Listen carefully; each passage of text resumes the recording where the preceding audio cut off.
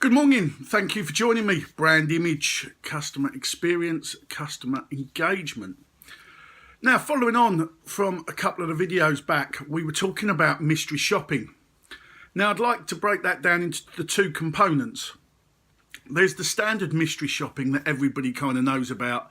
The bosses of the shop or the outlet, the venue, ask somebody to go in and just be a mystery shopper. They won't know. They tend to have a secret camera. They tend to have a document that says, were you met, were you introduced, were you shown around, were you asked for assistance, what did the decor look like, blah, blah, blah. Well, do a transaction, were you served, were you helped.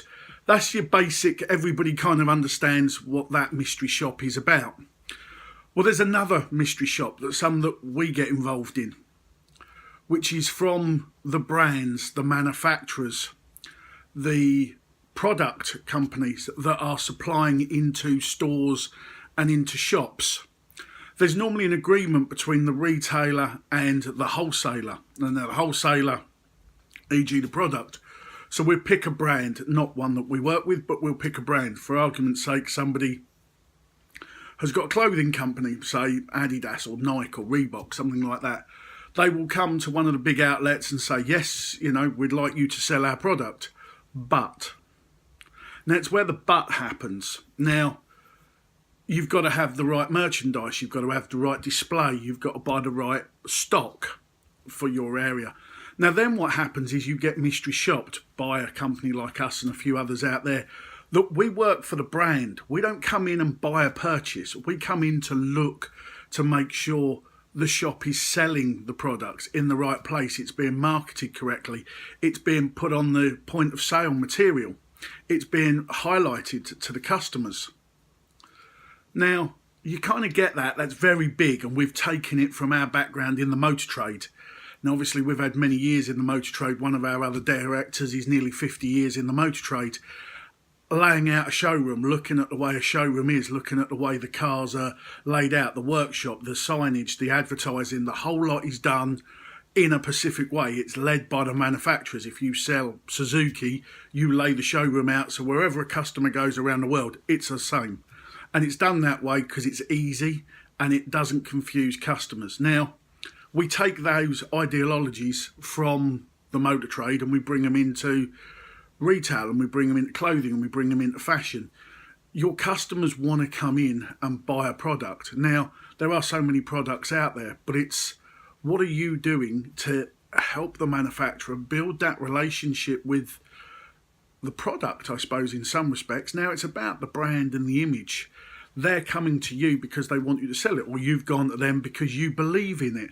So just take a step back and have a look at how it works. Now, we did some stuff with the store the other week. We went in and made sure the brand was front and central. When we asked for it, they knew about it, and it went relatively well, and we'll update that video as we go. But fundamentally, you as a shop or a retail outlet, go and find a product you want to stock. So you buy it and you put it on your shelves. But the reason you've done that is because you want to make a profit, and you want to make good profit. So to make good profit, you've got to get customers in the door. And when you've got them in the door, you want to show them what the best product or the one that makes you the most money is. So it's trying to get it into my head that why, as a business and as a retail outlet or as a shop, you would go and buy a product that's got good margin and then hide it up the corner, not advertise it, not put it on your website, not do a deal of the month or a deal of the week or highlighted product. There is so much to do to bring people in. And when they're in there, what are you doing to keep them? Now, obviously, we hear about the loyalty cards and all the rest of it, but it kind of works.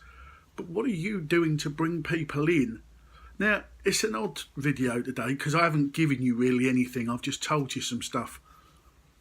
But it's worth understanding. If you run a retail outlet and you've got clothing that you've gone and purchased for the sole reason to sell at a profit, to keep your business going, tell your customers what you've got. Deal of the month, newsletters, websites, all the rest of it. You should be front and central. That's why you've gone and bought it. Now, if you're lucky enough that the product has come to you and gone, you're the only one in the area, we want you to do this. There's a bit of a kudos with it. They've obviously got enough customers and inquiries in that postcode that they've come to you. So you're going to have to capitalise on the sales. They're going to push them to you. So what are you going to do to capitalise them?